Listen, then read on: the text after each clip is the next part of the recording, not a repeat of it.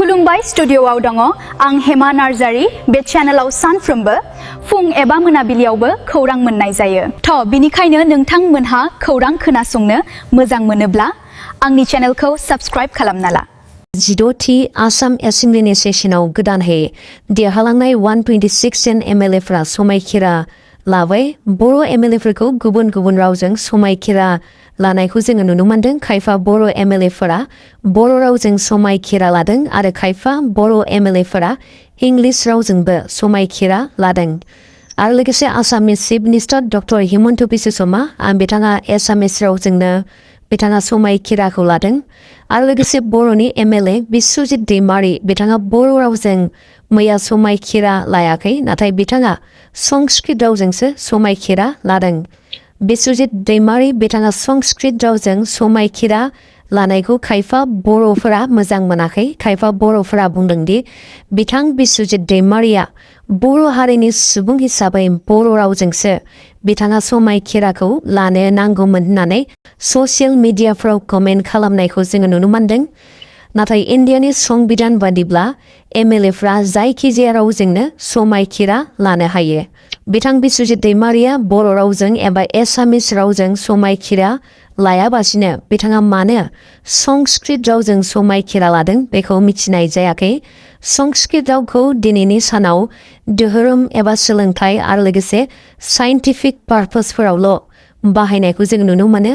नाथाय दिनैनि सानाव संस्कृत रायलायग्रा हारि गैया होननानै जोङो बुंनो हायो।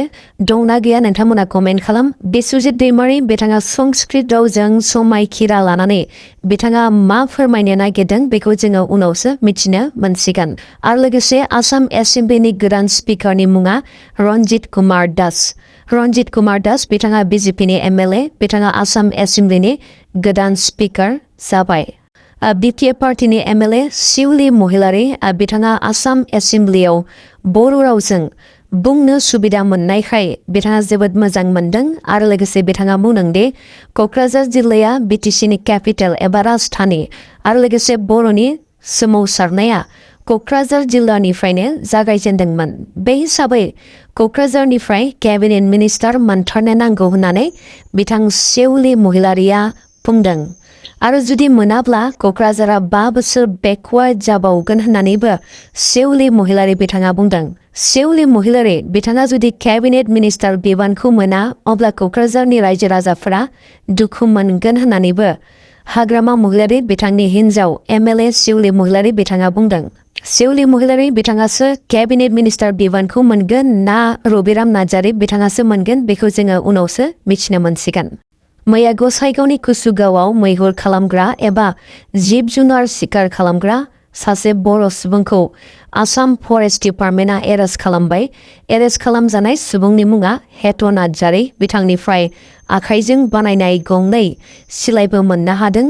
BTR एकर्ड जानाय समाव गोबां मैहुर खालामग्राफोरा सिलाइ गथायनानै सारेन्डार जादोंमोन। नाथाय दा आरोबाव BTRआव एबा BTCआव मैहुर खालामग्रा जोनोम जाफिननायखौ जोङो नुनो मोनदों। BTCआव जोनोम जानाय UPPL पलिटिकल पार्टिया बायनायनि लामायाव फैबाय होननानै जोङो बुंनो हायो।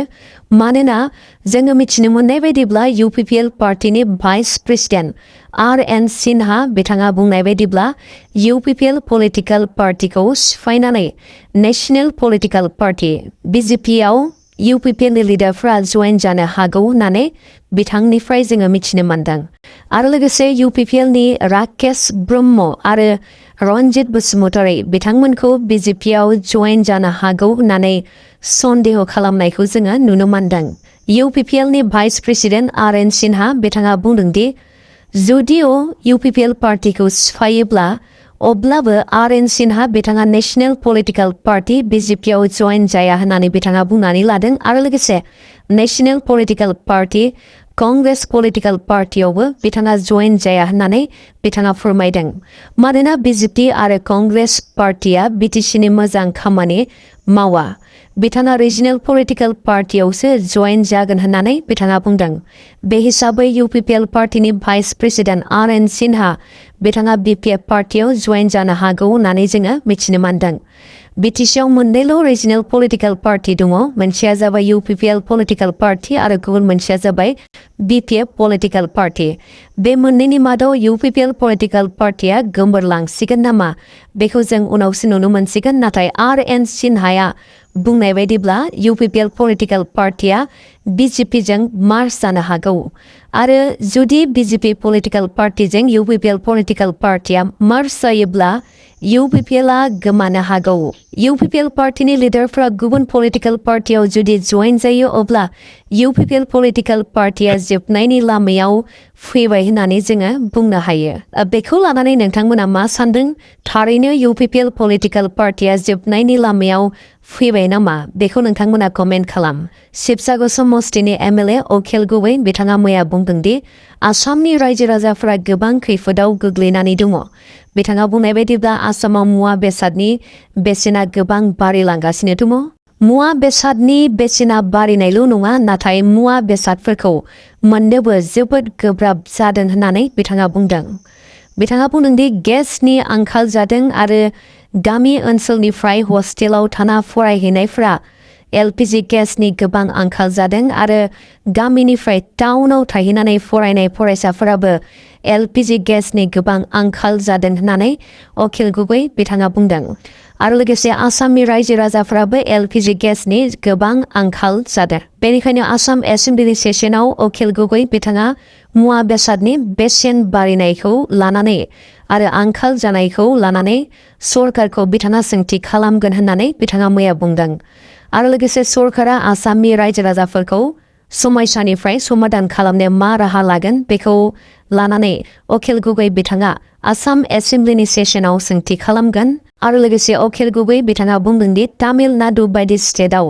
गोदान सरकारा रायजो राजाफोरनि थाखाय मोजां डिसिसन लानो हादों बेबायदि थासारियावबो तामिलनाडु सरकारा रायजो राजाफोरनो फ्रियावनो मोब्लिब होदों होननानै अखिल गुबै बिथाङा बुंदों आरो लोगोसे बेबायदि गाज्रि थासारियावबो तामिलनाडु सरकारा आइजोफोरनो दान मोनफ्रोमबो 3,000 रां होनायनि थांखि लादों होननानै अखिल गुबै बिथाङा बुंदों आरो तामिलनाडु सरकारा नेशनेल लेभेलनि नीट एग्जामनि पेपार लिक जानायनि उनावबो तामिलनाडु स्टेटआवनो सरकारा नीट एग्जाम खुंनो थांखि लादों नाथाय आसामनि BJP सरकारा नेशनेल लेभेलजों मोजां मोनजानो लुबैनानै बे समस्या समाव एबा आंखाल समाव UCC लाबोदों बे समा UCC लाबोनायनि सम नङा होननानै अखिल गुबै बिथाङा बुंदों नाथाय आसामनि रायजो राजाफोरखौ रांनि आंखाल जानायनिफ्राय आरो मुवा बेसादनि आंखाल जानायखौ समाधान खालामनायनिसो सम होननानै अखिल गुबै बिथाङा बुंदों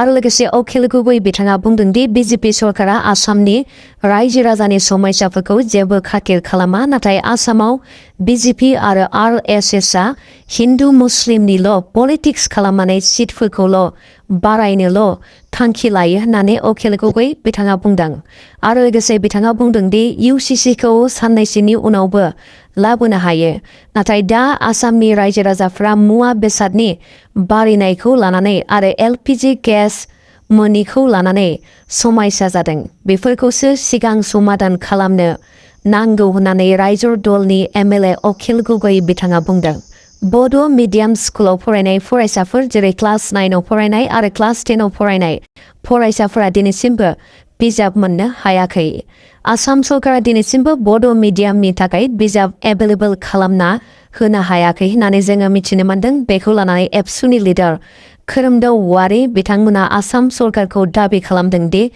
18 मेनि गेजेरावनो बिजाबखौ एभेलेबल खालामनो नांगौ होननानै बिथांमोना दाबि खालामदोंमोन नाथाय दिनैसिमबो आसाम सरकारा बड' मिडियाम स्कुलनि थाखाय बिजाबफोरखौ एभेलेबल खालामनानै होआखै एबा बड' मिडियाम स्कुलफोरा दिनैसिमबो बिजाबफोरखौ मोनाखै आरो बिजाब गैयाबासिनो आसामनि आरो BTCनि बर' मिडियामनि फरायसाफोरा फरायनो गोनां जादों आरो जुन दानावनो सेसनेल टेस्ट जानो थांगासिनो दङ होननानै जोङो मिथिनो मोनदों आरो बे सेसनेल टेस्ट एग्जामाव बर' मिडियामाव फरायनाय फरायसाफोरा बिजाब गैयाबासिनो बे सेसनेल टेस्ट एग्जामखौ होनो गोनां जागोन आरो लोगोसे बर' मिडियामनि फरायसाफोरनि दख'नाफोरखौ गुबुननिफ्राय लाबोनाय जादों आरो बेखौ बन्द खालामनो नांगौ होननानै एबसु फरायसा आफादा दाबि खालामदों आरो लोगोसे लकेल एरियानि दख'ना होनांगौ होननानै एबसु फरायसा आफादा दाबि खालामदों। बिटिसि जानायनि उनावबो बिटिसि सरकारा थासेयावबो थांनाय गोबां बोसोरनिफ्रायनो बर' मिडियाम स्कुलफोराव बिजाब बेग ड्रेसनि समयसा जाबोबाय थादों होननानै जोङो मिथिनो मोनदों। सोलोंथाइखौ मोजां खालामनो हायाब्ला पलिटिकेल पावारखौल' लानानै मा जानो? बर'नि समयसाफोरखौ बिटिसि एबा बिटिआर मोननायनि उनावबो दिनैसिमबो समाधान जायाखै होननानै जोङो बुंनो हायो। मानोना दिनैनि सानावबो आसाम सरकारखौ बिटिसि थासेयावबो दाबि खालामहरनो गोनां जानायखौ जोङो नुनो मोनदों। बर'नि मुंदांखा एक्टर रबिन नार्जारी बिथाङा गहपुरनि आरो बिथाङा गहपुर ओनसोलाव गोग्लैनानै थानाय लामाखौ हा गारनानै मोजां खालामबाय आरो बे लामाखौ रबिन नार्जारी बिथाङा गावनि पकेटनि रांजोंनो मावदों होननानै खायफा मानसिफोरा बे ओनसोलनि मानसिफोरा बुंदों आरो बे लामाखौ मावनायखाय ओनसोलनि मानसिफोरा रबिन नार्जारी बिथांखौ मोजां मोनदों। आरो जों मिथिनो मोननाय बायदिब्ला रबिन नार्जारी बिथांनि हिन्जावखौ पन्चायतनि प्रेसिडेन्ट होननानैबो ओनसोलनि मानसिफोरा बुंदों आरो रबिन नार्जारी बिथाङा ठिकादारबो मावखायो होननानै ओनसोलनि मानसिफोरा बुंदों। बिथां रबिन नार्जारीया गावनि पकेटनि रांजोंसो बे खामानिखौ मावदों ना बियो मोनसे स्किम बेखौ जों उनावसो मिथिनो मोनसिगोन।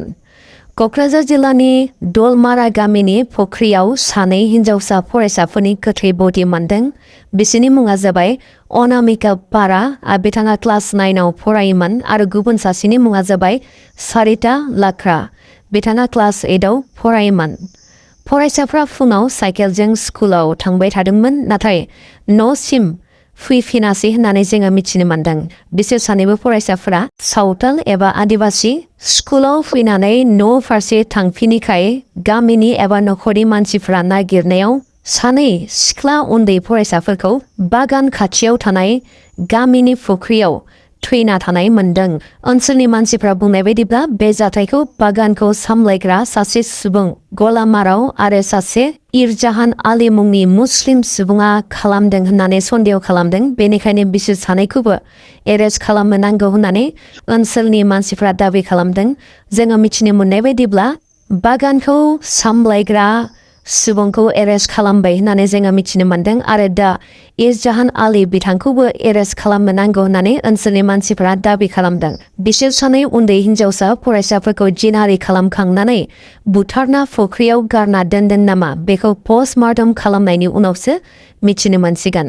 जोंनि बिटिसिआव गोजोन फैदोंब्लाबो एबा जोंनि बिटिसिआव पिस एकर्ड जानायनि उनावबो दिनैसिमबो मानसि बुथारनाय जाथाया जोबनानै थाङाखै। आसाम साहित्य सभानि प्रेसिडेन्ट डक्टर बसन्त कुमार गोस्वामी बिथाङा थांनाय समफोराव मिसिं आरो बर' हारिनि मानसिफ्रा माब्लाबाबो सेन्सासआव एसामिस राव लिरा होननानै बुंदोंमोन। बेखौ लानानै बिथाङा मैया रोखा खालामदोंदि बर' आरो मिसिं हारिनि मानसिफ्रा रोजा रोजा बोसोरनिफ्रायनो आसामाव रायजो जाबोदों आरो बिसोरहा आंगो राव दङ, आंगो बड' मिडियाम स्कुलफोरबो दङ होननानै बसन्त कुमार गोस्वामी बिथाङा बुंदों।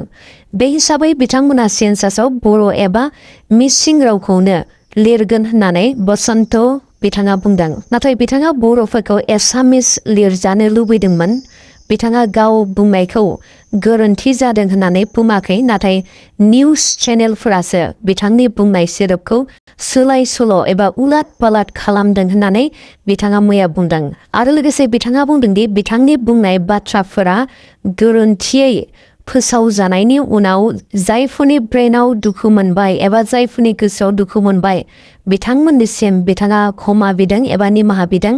नाथाय बिथाङा गावखौ गोरोन्थि बुंदों होननानै बुंनानै लायाखै। बिथाङा ससियेल मिडिया एबा निउस चेनेलफ्रासो बिथांनि बुंनाय बाथ्राफोरखौ उलाट पालाट एबा सोलाय सोल' खालामदों होननानै बिथाङा बुंदों आरो बेबायदि उलाट पालाट खालामनायनि थाखायनो एबा सोलाय सोल' रावफोरखौ खालामनायनि थाखायनो दिनै रायजो राजाफ्रा गोरोन्थियै बुजिदों होननानै बसन्त कुमार गोस्वामी बिथाङा बुंदों। बेबायदि बर' एबा ट्राइबेल हारिनि फारसे गोसो गाज्रि सानग्रा सुबुंखौ प्रेसिडेन्टआव दोनबाय थायोब्ला बिथाङा बर' साहित्य सभानि मोजां खामानि मावगोन ना मावा बेखौ जों उनावसो नुनो मोनसिगोन।